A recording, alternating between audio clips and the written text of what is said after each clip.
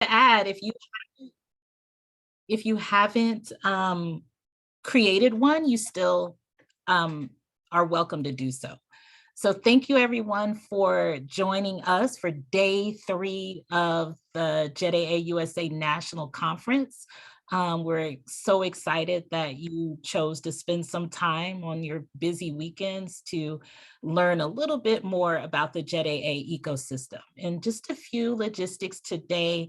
On the agenda, we have a lightning round with local JETAA talking about what's going on in their chapters. We will also hear from Claire, Mofa, some of the JET coordinators, and then we will have breakouts with national initiatives, as well as reimagining NatCon, along with the special event followed by the Claire reception. So you're welcome to join. If you have any colleagues or fellow JET alumni that haven't joined in, they're still able to do so. Any questions, please reach out to the NatCon committee and enjoy the day. Thank you so much.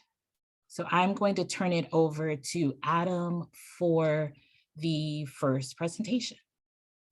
All right, so the first presentation is a lightning round of talks on alumni engagement. So we've got a group of 4 JETs here that are going to get spotlighted, and I'm just going to hand it over to them to do what they do, and we'll have a great Q&A afterwards. So take it away, guys, and I'm really looking forward to this.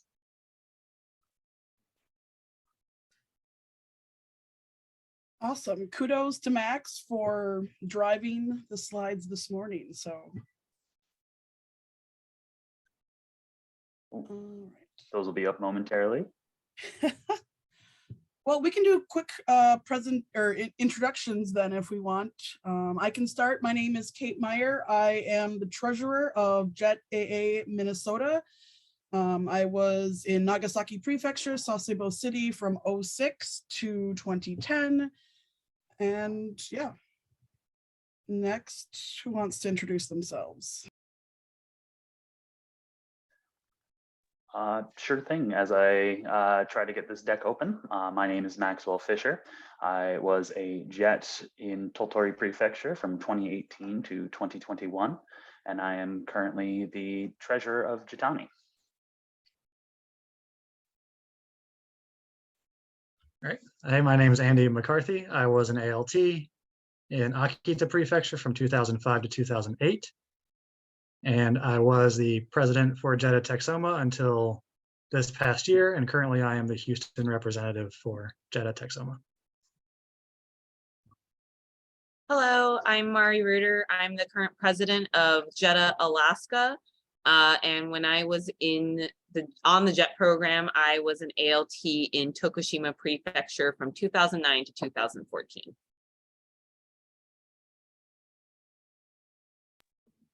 Awesome. And today we are just going to kind of highlight some of the things that we do with alumni engagement.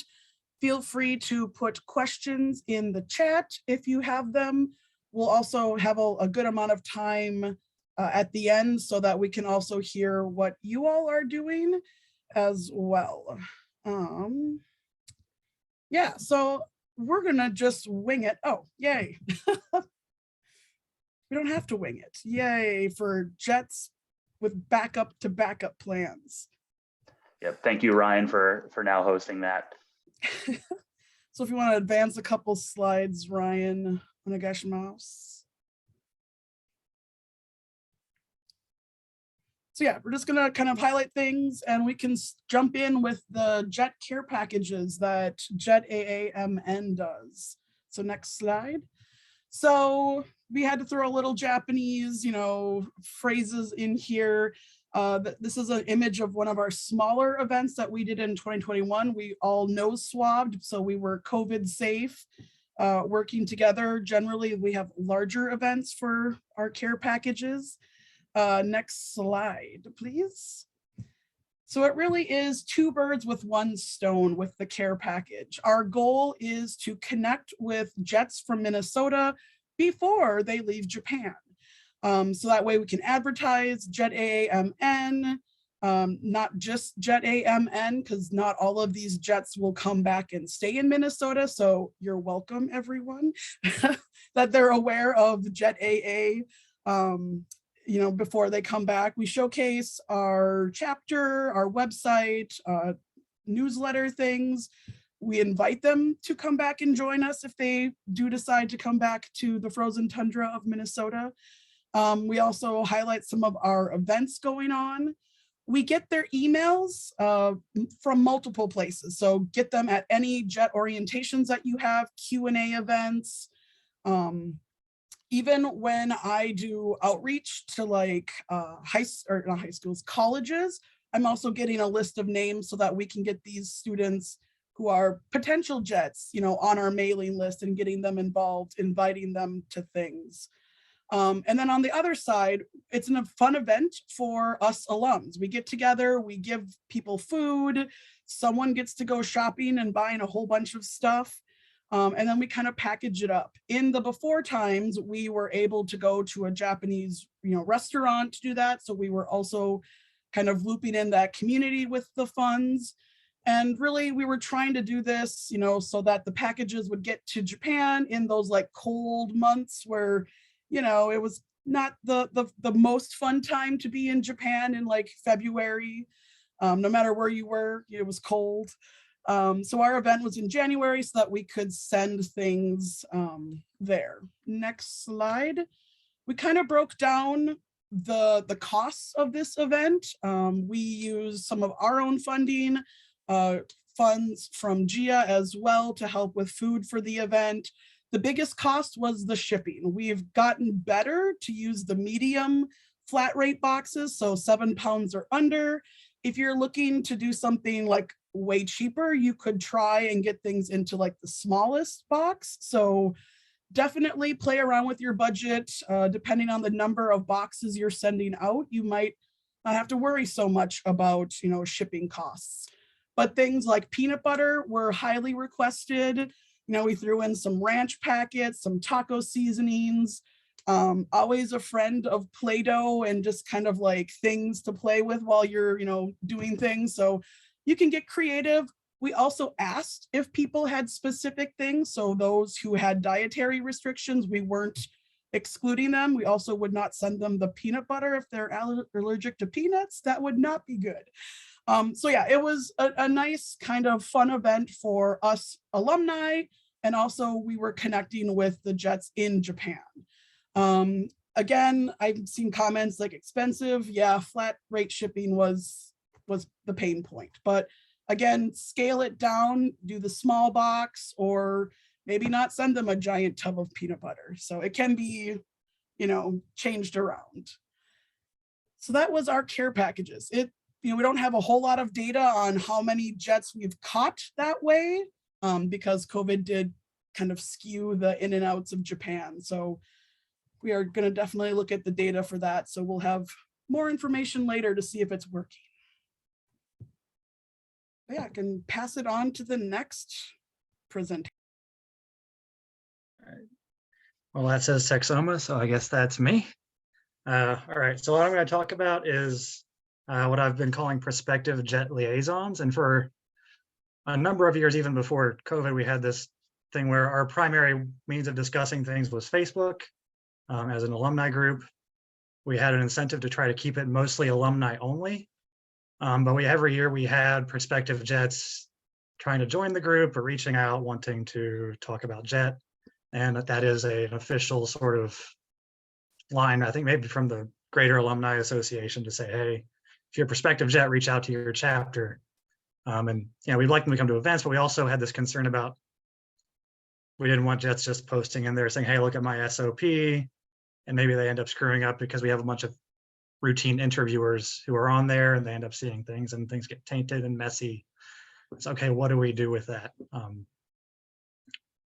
And so during COVID, I was like, okay, well, everything's online already. And this is the only way they're trying to get to us is online.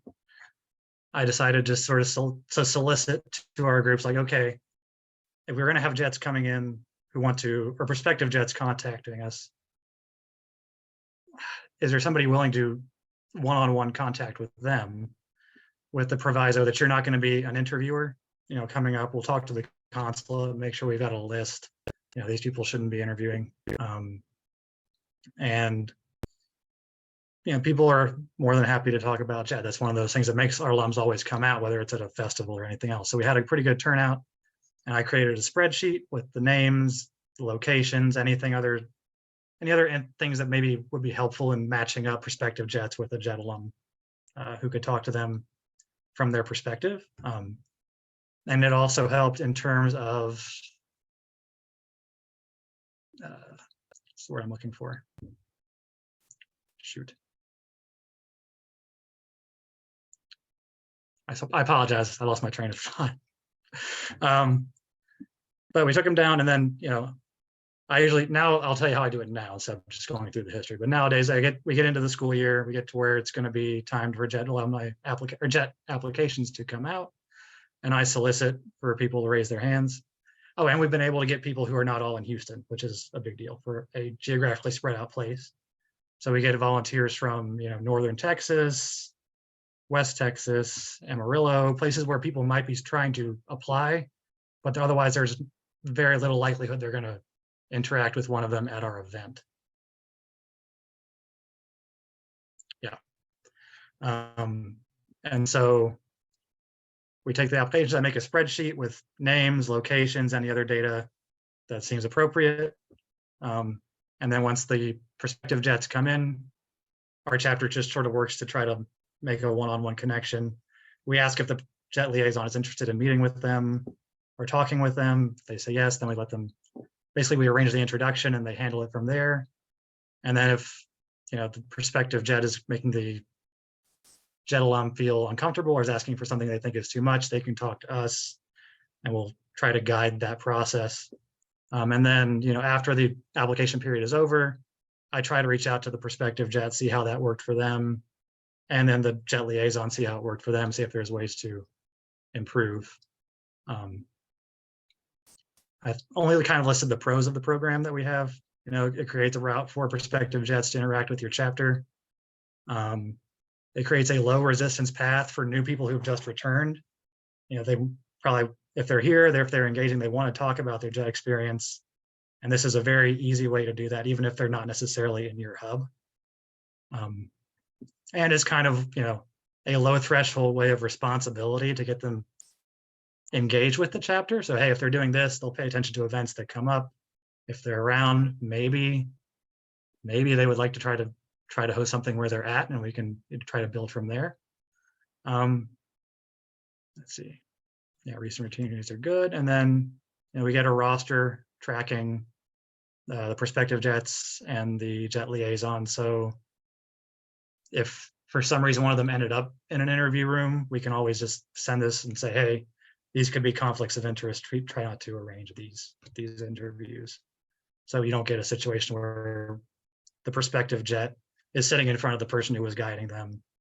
And in that situation, the JET alum should stand up and get out of the room and fix that situation, but this pulls the plug on that altogether. So it gives us one extra layer of helping make sure the JET application process also stays kosher. So that's our prospective JET liaison program, you know, in a nutshell. Thanks.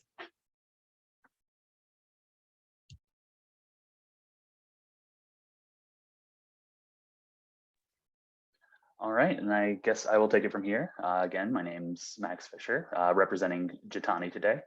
And just wanted to do two things today, really. One, give the perspective from a very recent returnee, as well talk about some of the things JETAA, one of our larger chapters, is doing in an attempt to get people involved in the program and active in our subchapter. So Ryan, if you would. So I did want to start with some data, since that was a theme yesterday, and I do agree that having data is a good thing to have.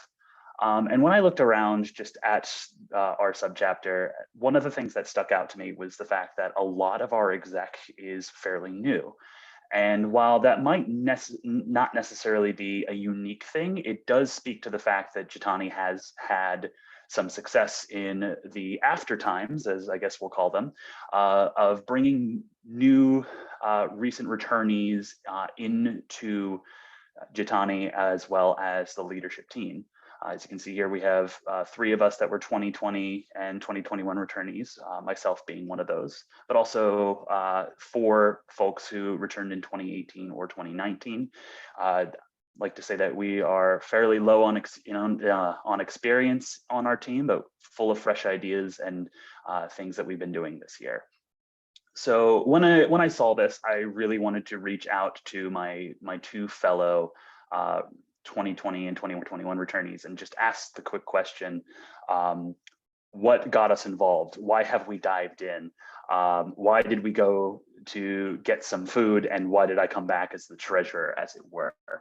And I think we had a few commonalities in that. First off, we did have a fantastic experience on JET. We found a sense of purpose and community while we're there. Essentially, we had a positive experience. And while that's not something we necessarily have full control over as sub-chapters, it is certainly something that we do want to foster when we send folks over, while we communicate with our future members while they're there, and being a source, a source of community when they come back. But I think more importantly, and a through line through this presentation so far, is that all 3 of us had some form of communication with JETAA well before we came back from Japan. And I'll speak to that a little bit more in a bit, but I do just want to give the anecdote that our president, who is here today, Ryan, he was actually the first person to reach out to me after I had announced on my Instagram, hey, it's been a great 3 years in Japan, but I've turned down the 4th year and I'm planning to come home. He beat my parents to the punch on welcoming me back to the JETAA community and making sure that I had everything that I needed in my transition back home. And I think that matters. And it mattered a whole lot to the 2 other folks on our team that we did talk to. But finally, we were just reached out to fairly early and offered the opportunities that being a part of leadership entails, and we were welcomed back warmly in doing so. So Ryan, after I call you out like that, if you wouldn't mind, to do the next slide. So things that we're doing in JETAA to foster that sense of community, to reach out early and to make sure that everybody has a warm welcome.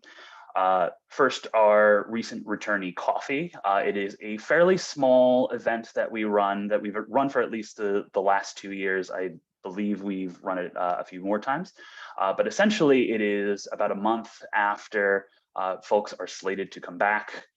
We plan out and reach out to as many people as we have contact info to, that we are meeting together somewhere in Midtown Manhattan for a very casual, very simple, just JETAA will order you a coffee and let's talk about it. Let's talk about your concerns, your experiences on JET, or just gush about the fact that you had this fantastic experience and you're now surrounded by peers who shared that experience with you. And I think all 3 of us in the sample size, the small sample size that we have, that is a lot of where we were initially hooked in. We did have those contacts before we came home, but that was the first opportunity. I like to call it the meeting at the airport. While JETAA is not necessarily there meeting people as they come off the plane to Japan, it is very much the, hey, you're here now, welcome back, we're here for you. And the chance that we had to essentially recruit for our exec board and make sure that we are able to continue to run these excellent events in the future. I'm gonna move down on this one, the Senpai Kohai mentorship. Essentially, this is what we do before folks go to Japan. We have folks who have been on the program before sign up as Senpai to offer advice to folks going to Japan, as well as anybody who is interested in having a source of contact as they go out, having that ability to reach out whenever you have an issue or just a burning question that you may have as you begin to navigate your time on JET, I believe has been pretty helpful.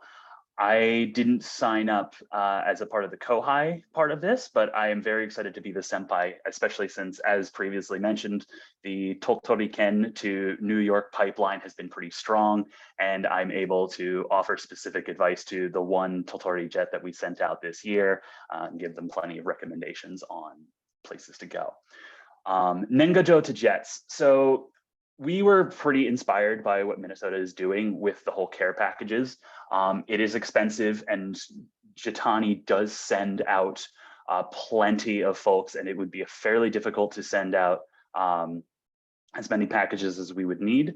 But at the very least, we do want to make sure we're sending out something. And what we've settled on this year as kind of the starter is Nengajo, especially since that is the time, if we all recall back, that it's a fairly important time as a decision needs to be made on your next year. That seasonal depression can kick in. And we at least want to make sure that you're getting something cool in the mail that just can really brighten your mood, as well as having that greetings from New York, we're thinking about you, reach out anytime, and just having that physical card in your hand. We think that's important, so that's something we are working on this year. And finally, using online resources. JETAA has been making a really big push to get back to in-person events. We just feel that it is an important part of the networking and the community building aspect of what we do. But we recognize that hybrid events and online events aren't going away. And we think that it's a really good opportunity to reach out to folks that are currently in Japan, especially since there is no limit on the size of the room that you can have when that room is a Zoom. Famously, I was brought on to the Shinenkai in 2021. I was able to participate because at that point it was still all virtual. And it meant that when I was in that room, the only current jet, it meant that I was able to meet some new faces and have those faces become familiar by the time that I was back here in New York. So I think I challenge all of you that if you're running those events and they are at a time that makes sense for people who are, say, waking up on a Saturday morning or a Sunday morning, why not invite some of those folks who are currently on the program, especially if they're going into their final year and have plenty of questions as they transition out of Japan. So this is just a sampling of what we're doing here at JETAA. Happy to answer any questions or go into more detail, but I think we've been fairly successful so far, and we're looking to continue that into the future.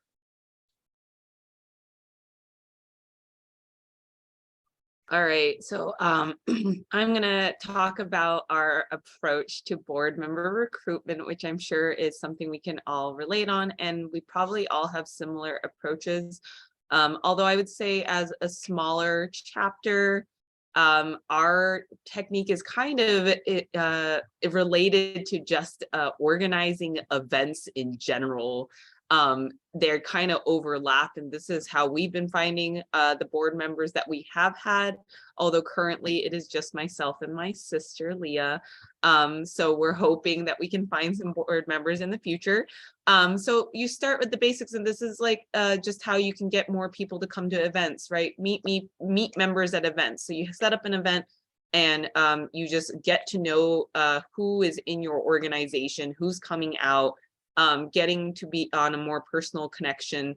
And then, of course, as people have mentioned, engage the newly returned JET alumni. We get a list sent to us every year of people who said that they maybe left from Alaska or might intend to come to Alaska, but at least have expressed interest in connecting with our specific chapter. We usually reach out to them and send an email asking if they are coming back to Alaska, and if they are, we try to have a returnees reception of some sort. That's usually some kind of dinner. We haven't had any in the last couple of years because of the pandemic and not having returnees back to Alaska, but that's a great way to get in touch with some new members. Of course, like I mentioned, create personal connections. So the more events you notice members coming to, then you kind of can become more than just like, okay, we see each other at events. You're able to make friends. And that's kind of where we get ideas of like, okay, I know this person a little bit more.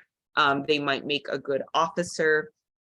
Of course, look for the participation and interest. If people are coming back to more and more of your events, they might be a good candidate to be a board member because they're showing interest in being involved in your chapter just by showing up. It's possible that they don't want more responsibility than just showing up, just show up, but it's a good start. We have sent out surveys before just to find out what kind of events. And again, you might look at this and think, okay, how is this connected to getting board members? Well, when you're able to find out what your members are interested in, they're more likely to come out to the events. That's how you are able to get to know the people. Okay, this person's been coming back, and then that can lead to a potential board member for you. We've also expanded with connecting online versus just in person. As we've all discussed, we've all had to adapt during the pandemic. The nice thing about transitioning to including more online events is it's helped us reach out to members who live really far away. So Leah and I are based in Anchorage. If you're not familiar, Alaska is a very giant state. So getting to a next big city such as Fairbanks is about a 5 to 6 hour drive. So it's not always possible to see everyone in person. So by opening up virtual events, even though they may be interested in coming in person, it's just not possible. So by having virtual events, it's expanded how many members we've actually been able to involve in our events, just because it's a lot more convenient. They can hop on. And we're able to connect, and we've been able to connect with some members more that way because we've had virtual events. Establishing annual events, I highly encourage this. It can just be one event that you do every single year that you know is going to be on your calendar. It doesn't necessarily mean it needs to be a big complex event, but by knowing that you're going to have that annual event, in our case is a Shinenkai, that's something members will remember and are more likely to come to that event than other events that you have on your calendar because they know it's a constant.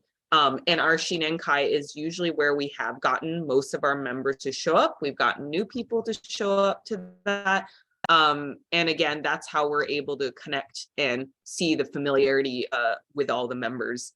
And then this last point that I wanted to put on there is I think the easiest way perhaps to get someone interested in being a board member is starting with low commitments. I think it can be very overwhelming when you present hey, do you want to be a board member right off the bat? And maybe that speaks to someone who has been coming to a lot of events, like, yeah, I'm ready to step in and have some more responsibilities and contribute. But when you start with a lower commitment, I think it introduces people who have not had that experience to something that's not overwhelming. Maybe asking like, hey, would you mind coming and just joining our event and talking about this thing? And don't even mention that you're maybe interested in getting them to be a board member. It's just giving someone an opportunity to contribute to something without it feeling like it's a huge responsibility.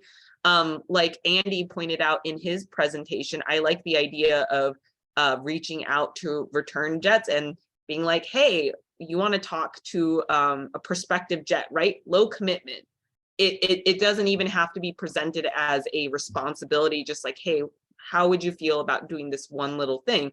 And then if they bite, maybe they get more interested, maybe they come back and do it more. And as you see them come to more events, that's when you approach like, hey, so this is basically what being a board member can be like. It can be a lower commitment thing. So I think that's a really good approach. And this is how we've met a lot of the board members that we have had in the past, just being able to get to know each other and connecting on that kind of like very easy level without just jumping out and saying, hey, become a board member. It's just as easy, I think, as just getting to know people who are going to come out to your events.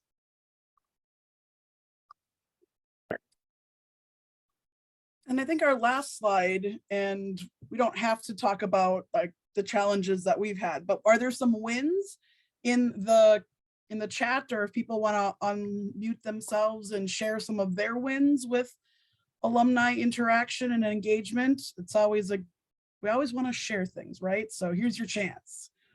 What were some wins or some challenges?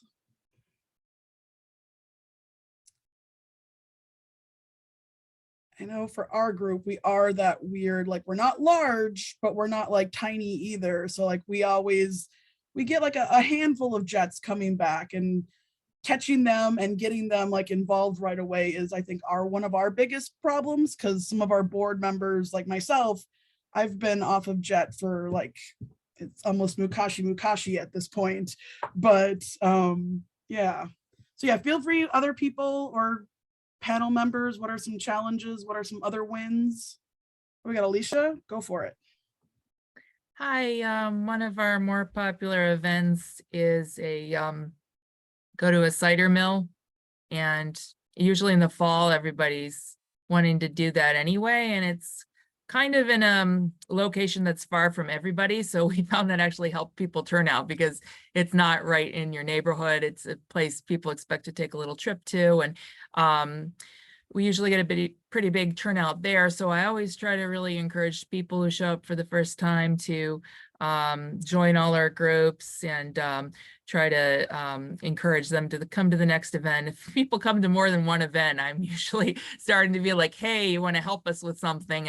And I try not to ask board member right away, but maybe like, you want to help us with this project, and you know, we can create it. It's difficult because most people don't even want to join like a committee or anything like that. But I usually say like, hey, you know, if you're interested in helping, why don't you come in next few events, and like you can help us with some things. So easing people in, I think, is important.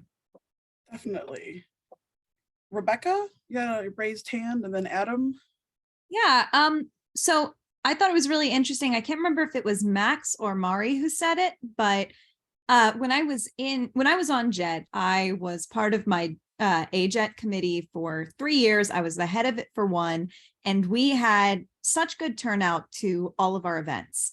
And coming back here, I know I've been having that feeling of, why is it so hard to get people out? And I think the thing that one of you two said was the idea of those staple events that are known and happen like in a specific month every year, that everyone can kind of latch onto. And I think that that's a really important thing, because you kind of build that expectation over the years.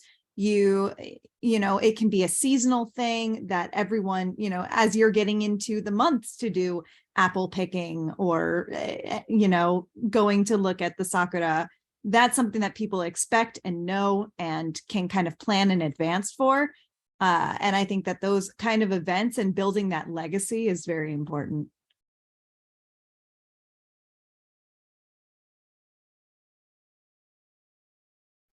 Howdy. So I'm just as a participant, not as CR here, but before the pandemic happened, Rocky Mountain did a big Breckenridge event, and we were going to do it in 2020, but we all know how 2020 went. But we, in the lead up to our second go at doing this Breckenridge getaway trip, we had people who were going to be flying in. We'd coordinated like picking people up from the airport to get them to Breckenridge. And we advertised it not as like a skiing trip, since that's what Breckenridge is most famous for, but there's tons of other things to do. You can go snowshoeing, hiking, snowmobiling, like it's a choose your own adventure kind of affair. And there were enough of us with cars in Colorado to like help everyone do what they wanted to. But for the year that we did do it, it kind of overlaps with a few things that people were saying. But one, it was an incredibly fun event. And I think that we would have really succeeded if 2020 did not have a pandemic with like a cross chapter experience. But people who came, we were cooking Japanese food all weekend, playing Japanese games. We had karaoke, all this, the whole basement was the karaoke room basically. And people could actually take out their skis and ski to the slope if they wanted to do that. Escape rooms, it was a great time. But what stood out was just by having people around for an extended period of time and kind of get that natsukashi feeling, people without us even asking sort of asked about joining the board. And so in terms of the big event once a year, a little bit of a go big or go home kind of a thing, that event was just incredibly fun for us and surprisingly not very hard to plan. We just needed to book the house. And once you do it, once you get enough people, it doesn't cost a lot per head. Still a bit of money, especially if people are going to travel in. But for people in our chapter, it was a really low investment opportunity to spend a lot of time with a lot of great people. So hopefully I see Ryan in the chat asking. Hopefully we'll do that in 2023. We'll see. I'm not going to put my chapter on the spot like that, but I do know that Charles does help out with stuff like that. So maybe we'll advertise to you all, but keep an eye out if that does ever happen again. So that's my 2 cents there. And I think Alex had your hand up. Go for it. Sure. Yeah, so this is my first year participating in NatCon. I'm the new VP of the DMV DC chapter. And I think one of the things we kind of talk a lot about, and if anybody else from the DC chapter is online, is getting involved, getting our more regional jets involved, because they live in Virginia or out in Maryland. And unfortunately, like a lot of, I personally live in DC. So trying to get events and getting everybody who are out in those areas involved in the activities. And we are looking at ways to do that. But then also, like Adam said, like the travel might be an issue, a list for people living in the DC area or Maryland area. So I'd be curious to hear how people work with larger chapters that cover more of a region, and how they interact and integrate distances with people living in further out from where you possibly host most of your events. We are trying to get outside of the DC area. We did host Virginia, but even getting out into farther Virginia area is quite difficult. So.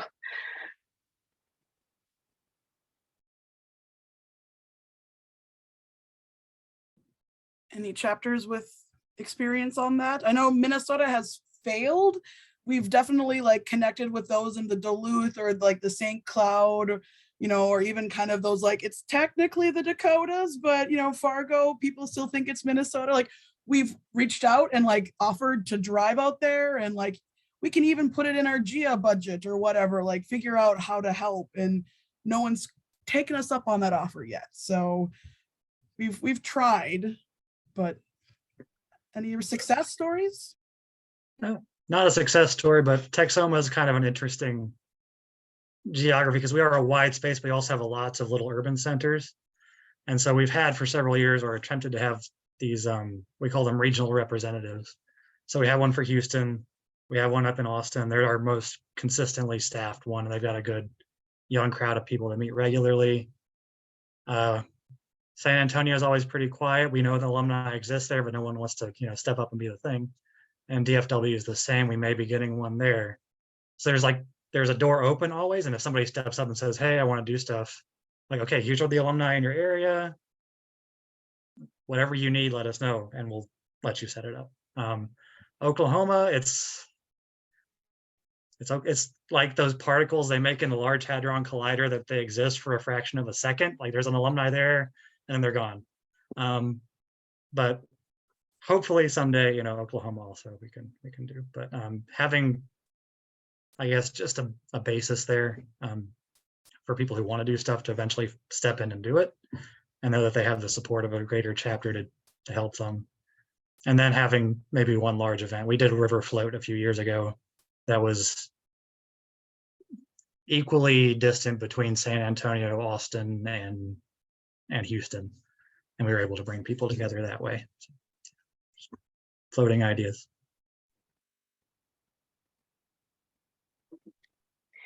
I wanted to comment too, I'm sorry, I missed the name of who was commenting on the idea of on JET, we would join these events all the time, or felt more community, and then coming back as alumni, it's become more difficult.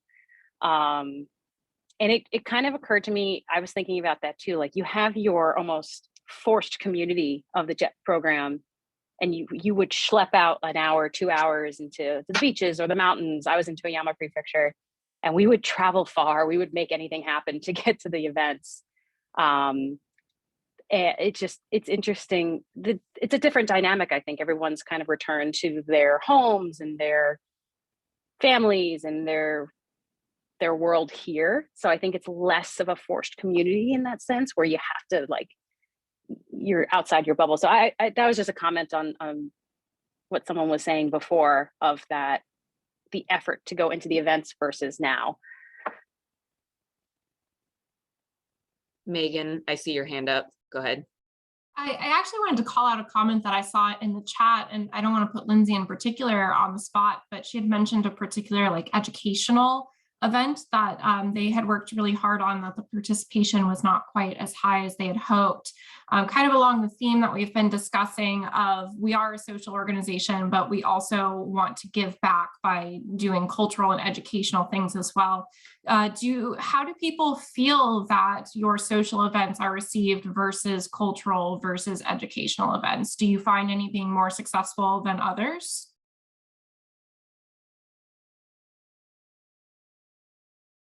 I can jump in really quick. Like, I think, again, starting off as kind of a smaller chapter, I mean, our goal has just been to be able to connect with our members. And I think, I don't know, if, for us, I think social events in general, they're just low stakes, right?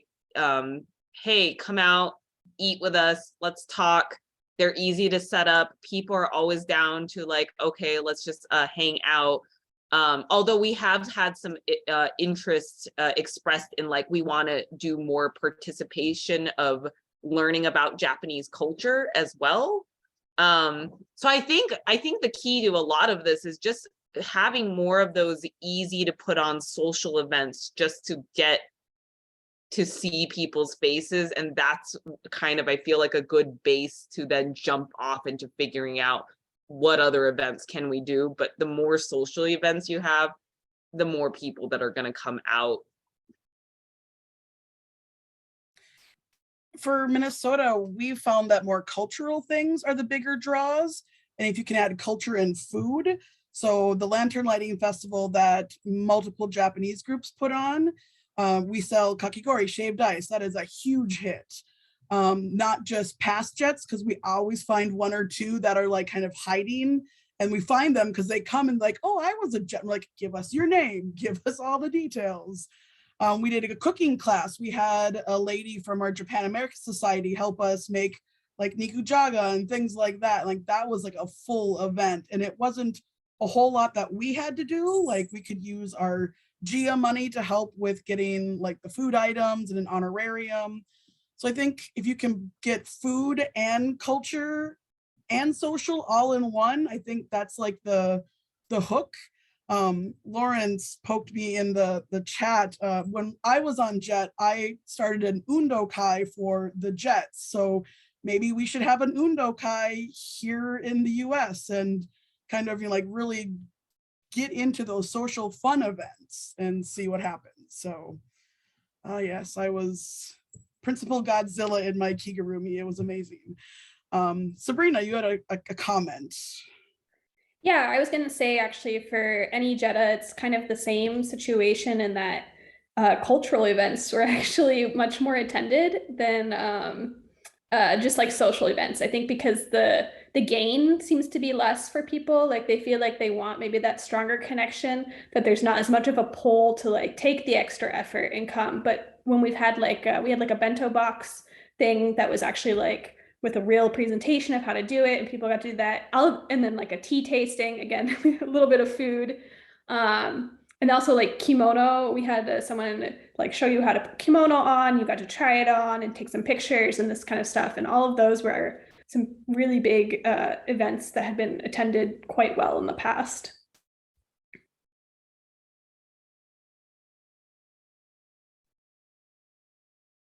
I'll pipe in here. It was my comment about, you know, making a trip to Minidoka. And I think part of our issue is that this is the first time we've ever done it. It's never been a thing before. We're coming out of Portland, so getting to Idaho is a 6.5-hour trip. Obviously, if you're going to take a bus, that's a whole day bus trip. And so we're trying to reach Idaho a bit more, especially now that we have our lovely Idahoan on our officers group, and Leela's here in the conversation. But the goal was to reach out to her, since she can't come to any of our Portland events, of course, same issue, and as well also have a chance to do something that we definitely can't do in Portland. The whole point of Minidoka was that they cannot be in Portland. So they were moved. And I think we'd like to continue doing it sort of to force the issue. next year. I mean, it's an important cultural thing. It obviously isn't going to be a fun trip. That's really not what it's designed for. But at the same time, we need to find a way to put in a bit more for fun elements. Maybe something a bit more midsummer would be a good idea, just so as that folks can bring kids if they want to. But we also thought that maybe we should, I know Leila can speak more about it. She's reached out to local folks in Idaho, like school teachers who might want to take their kids to Minidoka as well, their students. So they might come join our trip as sort of a test trip and see what it's about.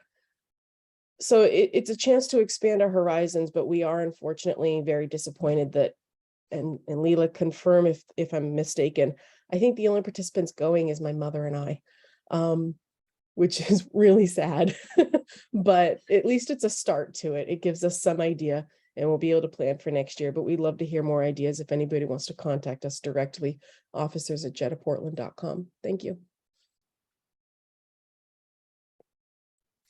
I know that drive all too well. I lived in Pullman, Washington for a while, so the Palouse is a large beast. Other challenges people are facing. I always find trying to do the cultural allows you to use your GEA funds, and potentially if your consulate also gives you funds, that's what they like to see. So if you are planning events, pull in the treasurers of your group and, see what funds are there.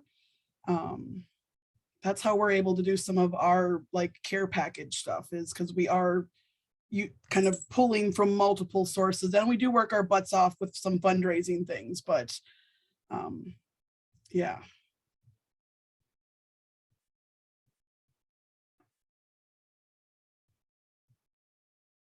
I had a quick question, actually. Sorry, one last question for y'all. This is Adam.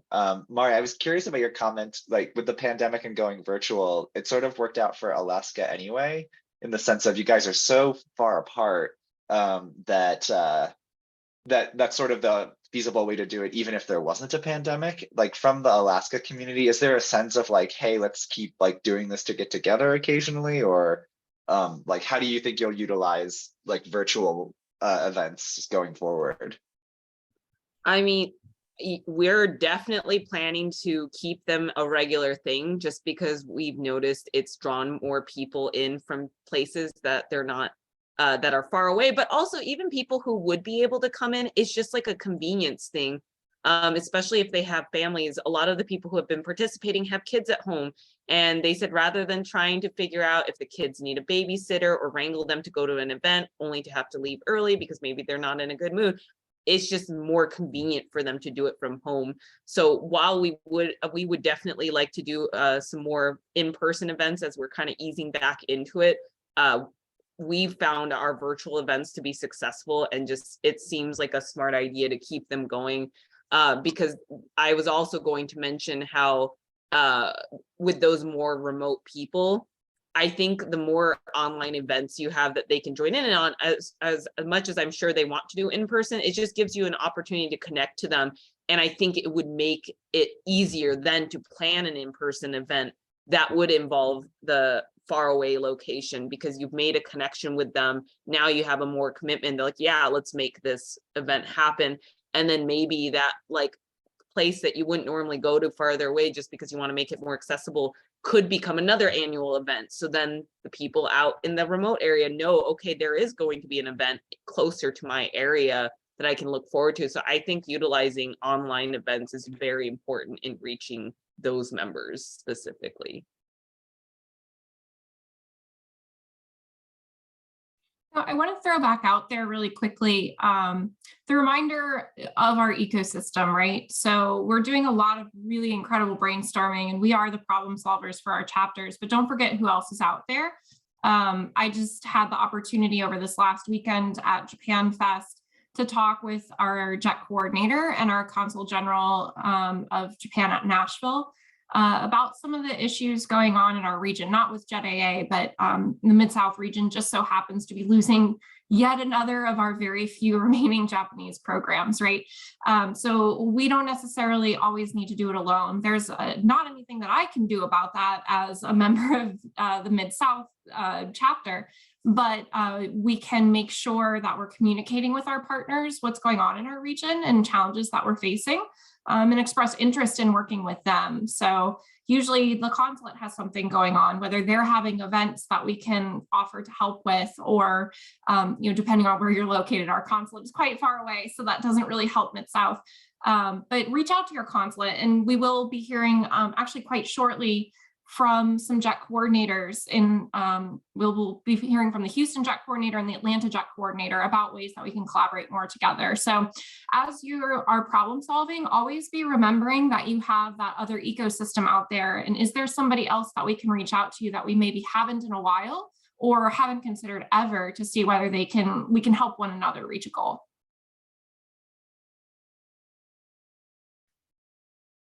Awesome. I think we've got like 4 minutes left. Any final comments from the panel group? Any final gambares, or as they would say in Nagasaki, Ben, gambarambas for everyone else? I just want to say, I thought we were the only people who said gambaramba.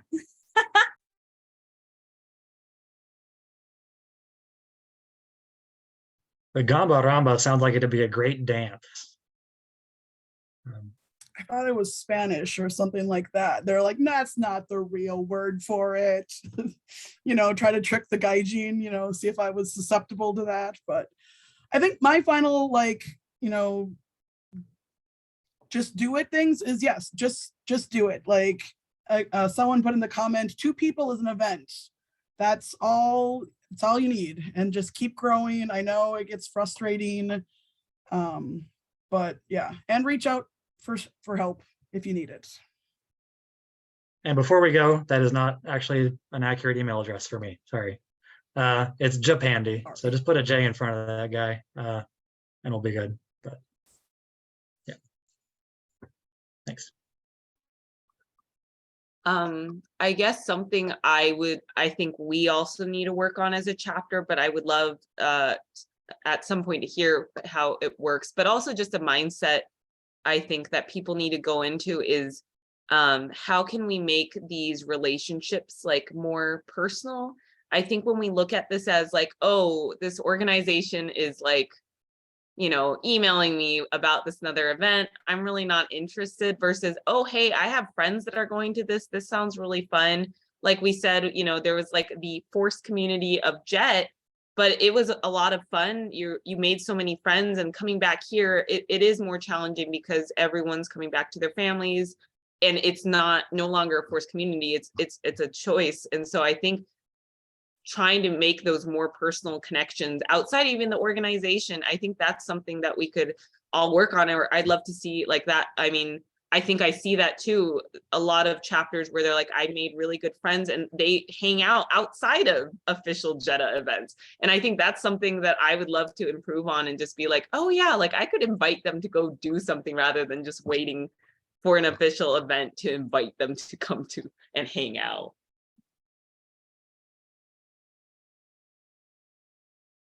I had one last quick request there. Where did you get these awesome graphics, and can you share them with the rest of us, these Japanese themed patterns? Slide Carnival is amazing. I work in higher ed. I steal Slide Carnival and Slide Go-Go, or so. Just like Google Japanese PowerPoint. It's amazing. Google is your best friend, and then steal, borrow. All right, I may harass you to get some of that later. So thank you very much. I think, and actually, so we're kind of at the end here. It's 2 minutes early, but just treat yourselves to a longer break. And then the next session here, let me look at my run of show, is going to be an ecosystem deep dive with Claire. So enjoy your break, and we'll see you in the next session. And I think that's going to start at 5